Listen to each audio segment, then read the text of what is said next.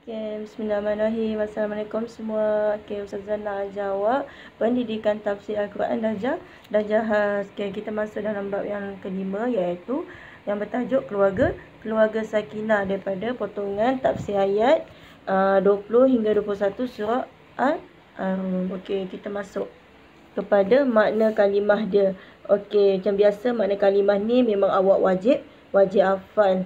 Okey, yang pertama Ustazah bacakan wa min ayatihi, maksudnya dan di antara tanda-tanda yang membuktikan kekuasaannya, an khalaqakum min turab, bahawa ia menciptakan kamu daripada tanah. Okey, yang ketiga basyarum tantashirun, maksudnya menjadi manusia yang baran di muka bumi. Yang keempat min anfusikum, daripada diri kamu. Lepas tu azwajan, isteri.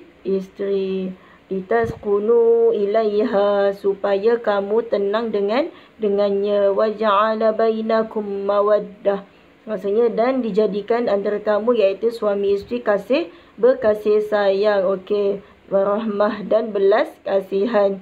Inna fi zalika, sesungguhnya pada yang demikian itu, la ayatin liqaumin yatafakkarun, sebagai tanda-tanda bagi orang yang mahu berfikir. Okey, kemudian kita masuk kepada inti sari ayat. Ayat yang pertama iaitu wa min ayatihi an khalaqakum min turab, maksudnya dan sebahagian daripada tanda-tanda kekuasaan Allah ini, ia menjadikan kamu daripada tanah. Okey, kita tengok apa dia punya huraian dia. Yang pertama, penciptaan manusia adalah berasal daripada tanah. Maksudnya kita ni sebagai manusia berasal daripada tanah. Maksudnya daripada tanah diciptakan siapa dulu? Nabi Adam. Dan dari tulang rusuk Nabi Adam dijadikan siapa? Hawa. Daripada kedua-duanya lahirlah anak-anak Adam yang memenuhi ruang dunia sejak dari dahulu sehinggalah akhir zaman. Maksudnya sampailah berlakunya hari kiamat. Okey, yang kedua, dalam kehidupan manusia, tanah adalah satu keperluan.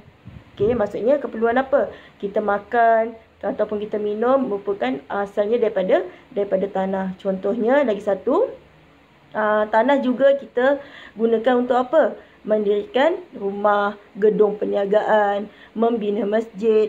Dan tanah jugalah manusia melakukan kebaikan dan kejahatan. Maksudnya kita hidup dekat dunia ni, daripada tanah ni ada masa kita melakukan kebaikan dan juga kita boleh melakukan kejahatan. Ada masa kita tak sedar apa yang kita lakukan. Okey, yang ketiga, menurut Dr. Hamkah dalam tafsir Al-Azhar, penggunaan objek tanah ni sebagai tanda kekuasaan Allah dalam ayat di atas adalah apa? Tanda dia, iaitu diharapkan manusia akan sentiasa insaf akan kedudukan dirinya dan mengerti asal kejadiannya dan tahu bahawa akhirnya manusia akan kembali ke tanah jua. Maksudnya kita kena bersyukur, daripada tanah jugalah kita hidup, dan akhir sekali dekat tanah jugalah kita akan dimatikan. Sebab itulah kita hidup kat dunia ni kena sentiasa beringat. Maksudnya kita kena sentiasa insaf supaya keimanan kita akan stabil. Maksudnya kita akan,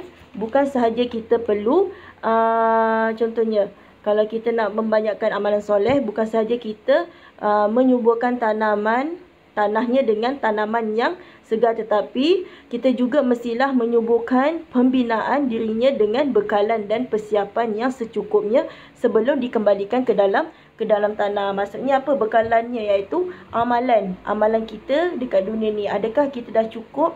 Kalau berlaku hari kiamat, kita akan dimasukkan ke dalam syurga. Maksudnya pahala, dosa pahala kita kena tahu, kita kena perbanyakkan.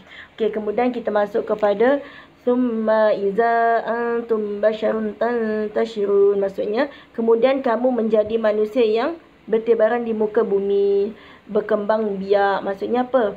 Manusia yang berasal daripada tanah berkembang biak, iaitu menjadi bertambah ramai. Okey, maksudnya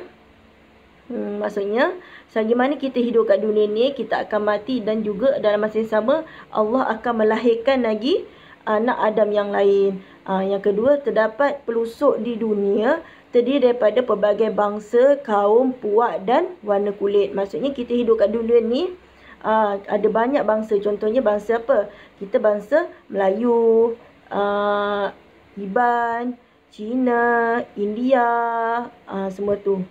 Dan warna kulit pun berbeza. Okey, yang ketiga, bukti kekuasaan Allah kerana wujud kepelbagaian bangsa, bahasa, adat dan budaya. Macam-macam budaya yang ada dekat dunia ni ikut kepada bangsa tersebut. Okey, kemudian setiap hari kita melihat dan mendengar ramai manusia yang mati dengan pelbagai cara. Tetapi di masa yang sama terdapat pula manusia-manusia yang dilahirkan. Nampak tak? Betapa kuasa Allah ni. Dalam masa yang sama, kita tahu setiap masa, setiap detik mesti ada yang mati. Dan dalam masa yang sama, setiap masa, setiap detik juga ada yang melahirkan anak. Semua tu kuasa Allah. Okey. Kemudian, manusia hendaklah melihat perubahan dan perkembangan ini sebagai bukti kebesaran dan kekuasaan Allah. Sebab itu saya cakap, kita kena yakin, kita kena percaya dengan kekuasaan Allah. Allah yang hidupkan kita dan Allah yang mematikan kita. Okey, selain itu juga daripada tanah kita hidup dan juga dalam kita akan kembali ke dalam tanah juga bila kita dah mati nanti. Okey, sekian daripada Ustazah. Kita jumpa lagi kelas akan datang. Assalamualaikum.